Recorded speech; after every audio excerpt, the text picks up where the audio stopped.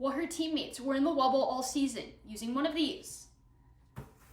Sparks forward Shanae Ngwumike decided to opt out of the WNBA season, replacing her basketball for a microphone and an at-home studio.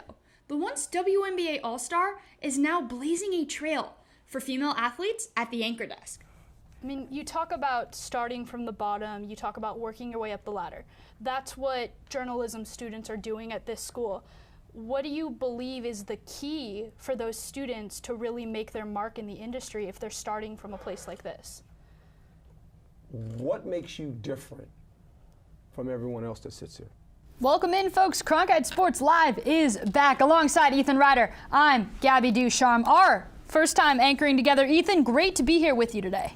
Yeah, it definitely is. And welcome back into Beyond the Rings. I, of course, am joined here today by absolute Olympic royalty and Sun Devil swim and dive head coach Bob Bowman. Guys, welcome back into Desert Financial Arena. Huge game today, of course, between the Arizona State Sun Devils and the Colorado Buffs. The player to watch tonight, guys, on that Arizona State team, of course, is junior forward Taya Hanson out of Kelowna, British Columbia. Hanson has burst onto the scene this season, leading this team from what was one of the most veteran teams in the Pac-12 to now becoming one of the youngest teams in the Pac-12.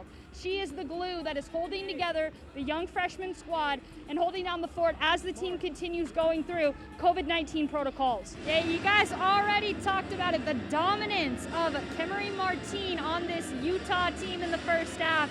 She's actually a Utah native. She was Miss Basketball her senior year of high school, Gatorade Player of the Year in the state of Utah her senior year, 5-star recruit for ESPN.com. Guys, she had opportunities to go to other schools, but she elected to stay home because she felt she had an obligation to put the Utah women's basketball team on the map in the already dominant and deep Pac-12 conference. No surprise here that she's now dominating once again in Tempe. On the other side, though, the Arizona State Sun Devils, they may as well be the comeback kids against the University of Utah. They came back against them just a couple of weeks ago, and 2 years ago in 2019 when Utah was here, ASU was down 18 with only 8 minutes to play in the basketball game. They ended up coming back to win in that one. They came back to win a few weeks ago.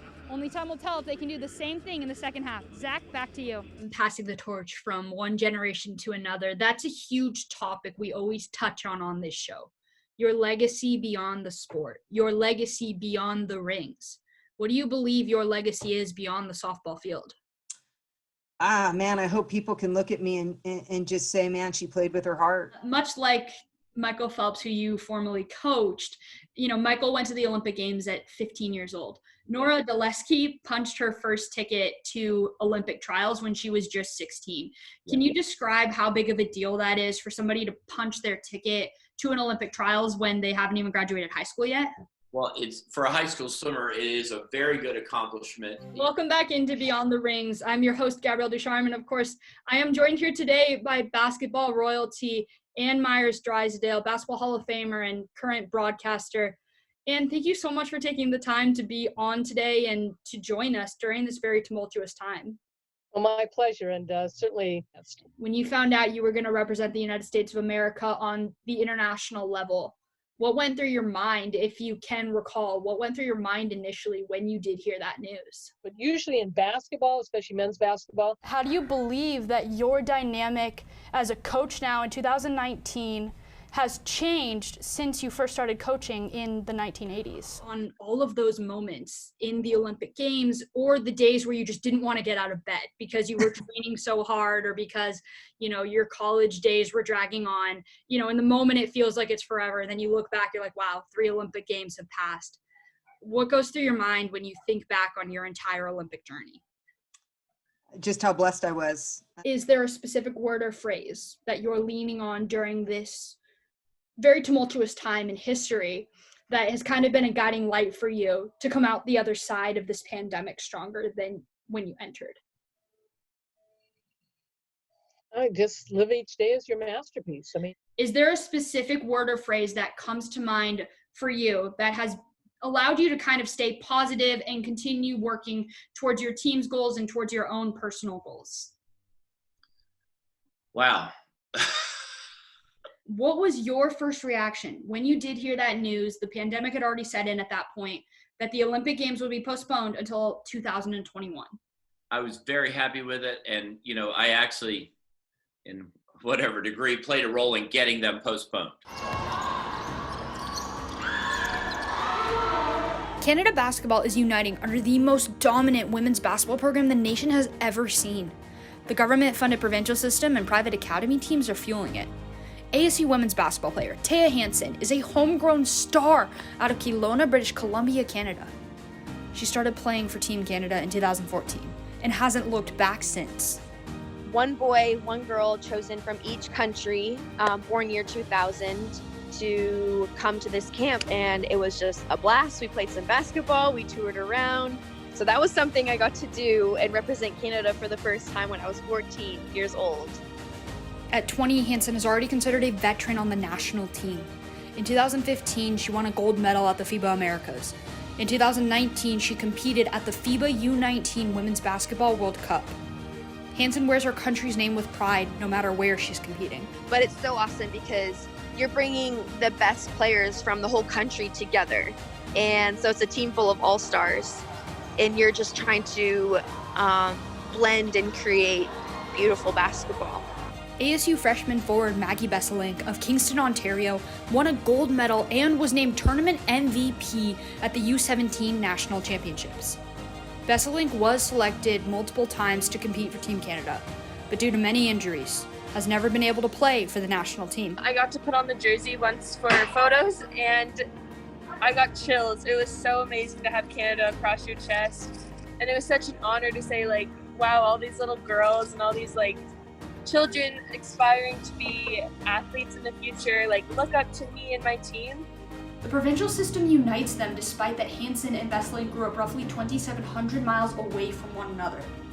During the summers at national championships, Canadian athletes represent their homes rather than AAU teams, and college coaches as well as national team members watch closely for the next Canadian basketball stars. You don't have to bring your child from Halifax, Nova Scotia to Toronto on a specific weekend when there might be some Division I, recruiters because the recruiters aren't going out to Halifax. You got to make sure you get your kid in front of those recruiters. So yeah, I think it's a snowball that we're seeing rolling down a hill very fast. Canada basketball finds itself between the provincial system and a few private academies. Taya Hanson spent her junior season playing for the TRC Basketball Academy in Ontario, Canada, because that's where Canada basketball is centrally located. The rise of the academy teams can mean a stronger national team, but a weaker provincial system. But the two are actually uniting the national team together. There's a lot of passion there. We take a lot of pride in our work ethic, and all that we put into the game. Maggie and Taya met at a basketball camp for the national team long before ASU was ever on her mind. Besselink says it was actually an official visit at ASU during the recruitment process that helped turn the Ontario native into a Sun Devil. I had no idea she was at ASU, and when they were recruiting me, she was my host on my visit, and I was like, wow, this is like a special connection, and it kind of like won me over. Despite on-court success, Hanson feels that their long-term legacy is more important than anything. I think character is more important than anything, and something that I do want to be known for is someone that was just passionate about the game, gave it all they had, and loved the people that they did it with. Reporting for Cronkite News, I'm Gabrielle Ducharme. Holy smokes! Nobi Dulesky at 200. Nora Dulesky is many things, but some include swimmer, student, and sunshine. She joined ASU Swim and Dive in August 2017, but grew up in Huntington Beach, California, swimming for Golden West Swim Club. At 16 years old, she attended an all-star meet in Mexico City, untapered and exhausted. She wasn't supposed to do it, but Dulesky was determined to qualify for Olympic trials in the 200 breaststroke. I had changed every single password on my computer, on my emails, literally everything to 235 because that was the trial cut. Dulesky went at 2:34, punching her ticket to Omaha. And while most of her peers were taking their driver's test, she was swimming at the 2016 Olympic trials. Nora did not qualify for Rio, but that same year caught the eye of ASU and Team USA head coach Bob Bowman. After coaching athletes like 28-time Olympic medalist Michael Phelps, Bowman knew that the high schooler was making history. 0.1% of swimmers in the United States will ever swim at the Olympic trials. To just be in the trials, you are so elite, it's even hard to describe. In a sport decided by milliseconds, Duleski has spent the last 4 years training roughly 2 to 4 hours a day at Arizona State as she prepares for the Tokyo 2020 Olympic trials. But things changed quickly when COVID-19 struck and the team halted all activity. Mona Plummer, a place where the team once shined, now sat idle. In dark days, Duleski became blight. Everyone is their own sun in their life, and then every sun has its rays. And so I'm the sun in my life, and then I have all these little rays. And so without like those people as my rays, I would never be a sun. One of those rays is 8-time Olympic medalist and professional swimmer Allison Schmitt. The two met in September 2017 and have been a dynamic duo ever since. She's a ray of sunshine. So right as I started training with the ASU swim team, she was talkative, positive, always ready for anything. So we kind of just connected right away.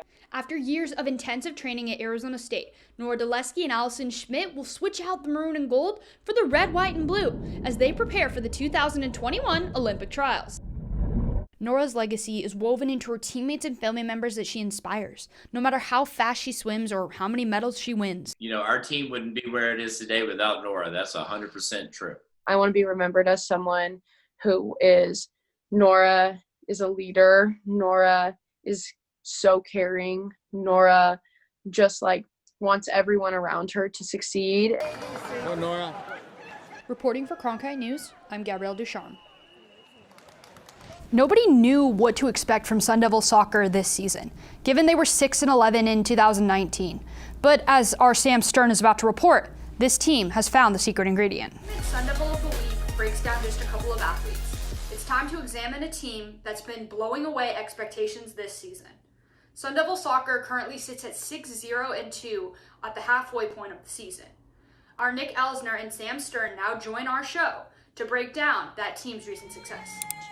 Despite all that she's accomplished, she had a family at home that she ended up having to leave behind when the pandemic first broke out. She was telling me that she literally moved back to Arizona to give her family space because her mother was a frontline worker and continues to still be a frontline worker. Yeah. When you hear that one of your swimmers went through something like that, on top of everything else that occurred with school moving online, with their Olympic dreams being postponed another year, what goes through your mind when you hear something like that? Well, you just want to make sure that you're taking care of them the best we can, right? It's not that it took to get to your level. Coach, we can only hope that someday we will also be at that level. Thank you so much for taking the time to sit down with us here at Blaze Radio, for everyone in the studio, and of course for Nicole and myself. We are the future is female. Thank you so much, Coach Herm Edwards. Thank you. Thank you, sir. Thank you. Thank you. Thank you so much.